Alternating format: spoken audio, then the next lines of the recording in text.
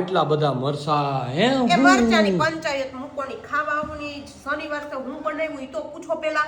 એ ખબર જ છે, દેખાતું જ આવે છે. અડદની દાળ ને બાજરાના રોટલા. ના હાર ઘઉંની રોટલી બનાવી છે.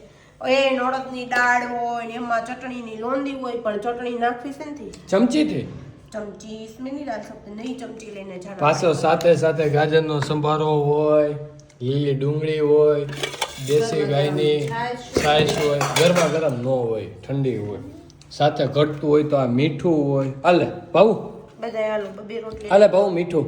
હા એ નાખશું આપણે. હા તો ચાલો મિત્રો, આજે આવી જાઓ અમારી ઘરે અડદની દાળ ખાવા માટે. કોને અડદની દાળ ભાવે છે?